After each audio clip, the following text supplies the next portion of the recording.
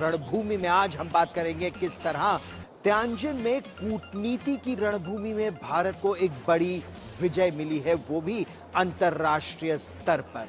न केवल जो यहां पर साझा बयान जारी हुआ है उसमें पहलगाम आतंकी हमले की निंदा की गई है, साझा बयान है जिसमें सभी शंघाई सहयोग संगठन के देश शामिल हैं और उसमें आतंक का वो आका पाकिस्तान भी बैठा था जब पहलगाम आतंकी हमले की पुरजोर निंदा की गई। लेकिन ये तो भारत की एक जीत हुई, क्योंकि जब रक्षा मंत्री Rajnath Singh Shanghai cooperation organisation के रक्षा मंत्रियों की बैठक में थे तो उन्होंने हस्ताक्षर करने से इनकार कर दिया था, क्योंकि उस समय पहलगाम आतंकी हमले की निंदा नहीं की जा रही थी और भारत ने दो टूक कह दिया था कि यह हमारे लिए महत्वपूर्ण है। पहली कूटनीतिक जीत। दूसरी, जिस तरह रूस के राष्ट्रपति व्लादिमीर पुतिन 10 मिनट प्रधानमंत्री नरेंद्र मोदी की प्रतीक्षा करते रहे, अपनी गाड़ी में वो प्रधानमंत्री नरेंद्र मोदी का इंतजार करते रहे, फिर जब प्रधानमंत्री नरेंद्र मोदी पहुंचे तो उसके बाद दोनों देशों के नेताओं के बीच बहुत गर्मजोशी से बातचीत हुई और राष्ट्रपति पुतिन की गाड़ी में ही प्रधानमंत्री नरेंद्र मोदी उनके साथ गए। 50 मिनट की बातचीत, 40 मिनट की अलग द्विपक्षीय बातचीत, और यह दिखाता है कि भारत ने पश्चिमी देशों को एक बड़ा संदेश दिया।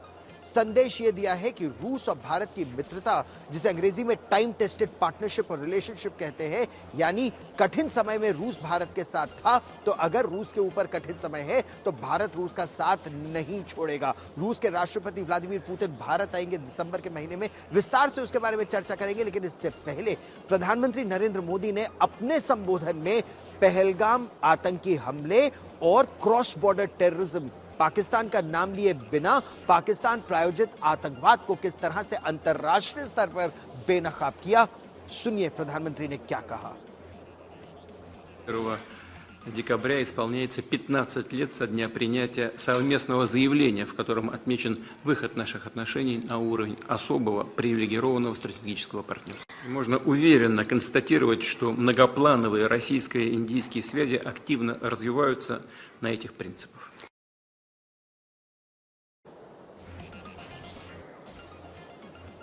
तो रूस के राष्ट्रपति व्लादिमीर पुतिन और प्रधानमंत्री नरेंद्र मोदी, हम आपको यह भी बता दें कि रूस में अब यह कहा जा रहा है कि वो भारत में अपने निवेश को और ज्यादा बढ़ाएंगे, भारत में भी और चीन में भी। लेकिन यहां पर अगर हम बात करें तो किस तरह से कूटनीति के मोर्चे पर यह भारत के लिए एक बड़ी विजय है। तमाम अंतर्राष्ट्रीय दबाव भारत पर बनाया जा रहा था। रूस के राष्ट्रपति से न मिले प्रधानमंत्री या रूस के साथ अपने संबंधों को इतना मजबूत न करे, रूस से ईंधन भारत न ले, और भारत ने जो पश्चिमी देशों का दोहरा चरित्र है उसको भी भारत ने बेनकाब किया। लेकिन जो सबसे महत्वपूर्ण बात है, भारत और रूस की मित्रता।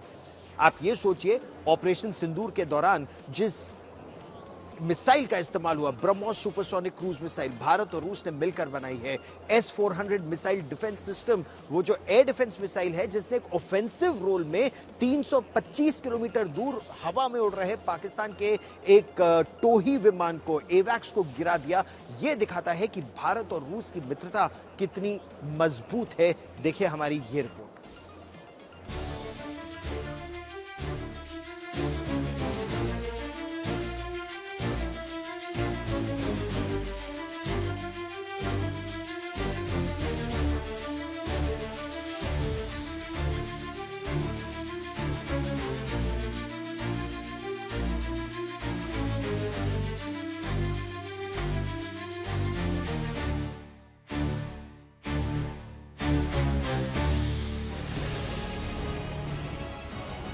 एससीओ में दिखी प्रधानमंत्री नरेंद्र मोदी और रूस के राष्ट्रपति व्लादिमीर पुतिन की जबरदस्त केमिस्ट्री। समिट के दूसरे दिन मोदी पुतिन की हुई आमने सामने की मुलाकात। मुलाकात से पहले पुतिन की कार से मीटिंग के लिए पहुंचे मोदी और रूस के राष्ट्रपति लंबी बातचीत में रिश्तों को नई मजबूती देने का लिया संकल्प। अब दिसंबर में राष्ट्रपति पुतिन के भारत आने का इंतजार है, जहां नए व्यापार और रक्षा समझौते होंगे। आपसे मिलकर बहुत खुशी हो रही है और मैं हमेशा अनुभव करता हूं कि आपको मिलना मतलब एक यादगार मीटिंग भी होती है, बहुत सी चीजों की जानकारियों का आदान प्रदान करने का अवसर मिलता है। हम लगातार संपर्क में रहे हैं। दोनों पक्षों के बीच नियमित रूप से कई उच्च स्तरीय बैठकें भी हुई है। इस वर्ष दिसंबर में हमारी 23वीं समिट के लिए 140 करोड़ भारतीय उत्सुकता पूर्वक आपका इंतजार कर रहे हैं।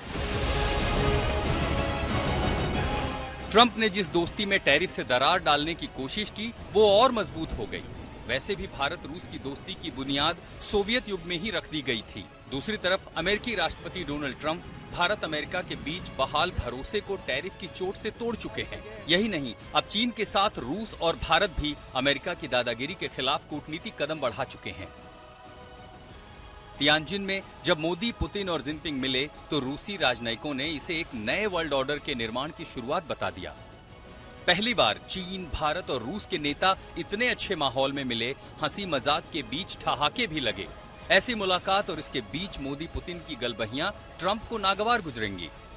उन्होंने रूस यूक्रेन जंग के बहाने रूसी तेल को मुद्दा बनाकर भारत पर 50% का टैरिफ लगाया, लेकिन पुतिन मोदी मुलाकात के बाद भारत ने जो प्रेस रिलीज जारी की उसमें दो टूक कहा गया कि दोनों नेता भारत रूस की खास रणनीतिक दोस्ती को और मजबूत करने का संकल्प ले चुके हैं।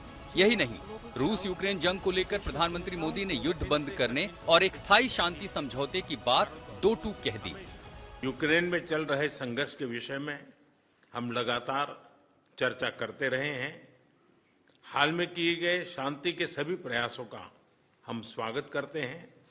हम आशा करते हैं कि सभी पक्ष कंस्ट्रक्टिवली आगे बढ़ेंगे।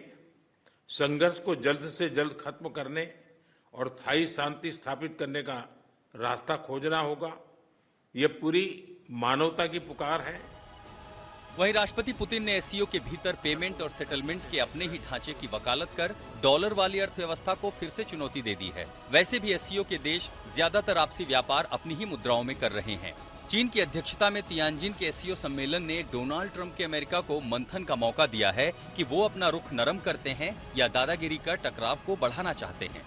श्वेता सिंह के साथ गौरव सावंत, तियानजिन, आज तक।